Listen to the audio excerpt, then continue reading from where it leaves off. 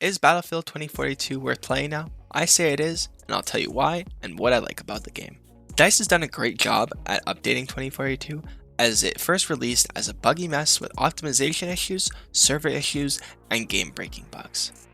I've been playing 2042 now since the start of Season 3, and I have to say they've done a great job at patching this game. I haven't experienced any bugs while playing the game, and my frame rate has been way better than what I was getting in the beta.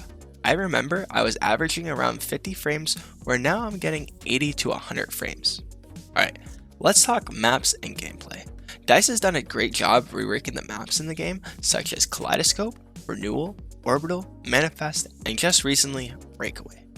They will also be reworking a couple more maps in the future. The game has 13 maps overall, and for the most part, I enjoy them. My favorites have to be Stranded, Breakaway, Exposure, Discarded, Renewal, and Valparaiso. You will have options to play Conquest, Rush, Team Deathmatch, and Breakthrough. My favorite being Conquest, but I have to say, I've been really enjoying Team Deathmatch as of recently, as I feel I have more fun with the gunplay in the game, and it's easier for me to level up my weapons and do challenges. I also think they've done a great job condensing the maps for TDM. Gunplay feels great in the game too, and I've always liked the combat in Battlefield games. I also really like the addition of the on-the-go weapon customization.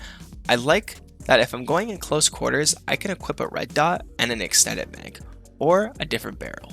I wasn't the biggest fan of Battlefield 5's specialization feature, so I'm happy with the traditional attachment system here. My favorite weapons have to be the M5A3, the SCAR, the AM40, the PBX45, and the M416. There are a total of 65 weapons in the game, so you'll have a big selection.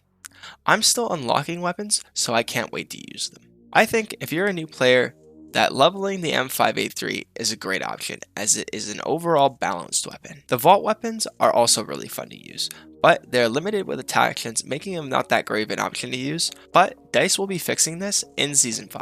A big change they added in Season 3 was bringing back the class system, and I think they do a great job with adding it to the latest edition of Specialist. My favorite class is definitely the Assault class. The Assault class is equipped with a gadget called MedPen, and I absolutely love it. It helps me heal after combat or when I'm in a sticky situation. But you only have one charge unless resupplied. You will also carry additional gadgets such as Smoke Launcher, C5 explosives, and body armor. I was running the body armor for a bit. It felt really good to have additional health when on an objective. The Assault class has 4 main specialists, my favorite being Webster. Webster is equipped with a grappling hook, which is awesome. I love it, and it adds more to my movement, and it allows me to get to higher places such as buildings or crates. His passive ability is useful too. It allows you to move more quickly while aiming down sights, and as a former Call of Duty player, I really love this ability. My second favorite specialist in the Assault class is Emma. With Emma, instead of having a grappling hook, you will get a grenade called Smart Explosive, which when thrown, scatters into tiny other grenades. I find this to be very useful, and not to mention she has a really cool wingsuit too. When gliding with this wingsuit on Breakaway or even Exposure is such a thrill. It's a really cool experience. If Assault isn't your playstyle, there's also Engineer, Support, and Recon. When I'm not feeling the Assault class, I actually really like using the Support class. The Support class is equipped with defibrillators, and their secondary gadgets are an ammo crate, health crate, smoke launcher, and the Claymore. The best specialist has to be Maria, as she carries a healing pistol.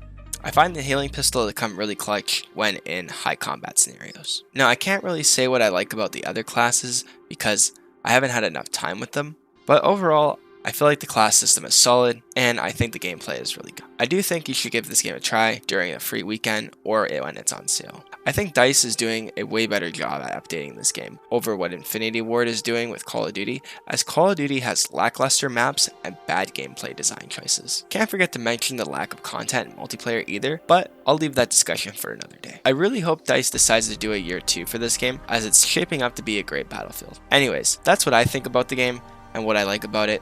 Thanks for listening, and I'll see you in the next one. Peace.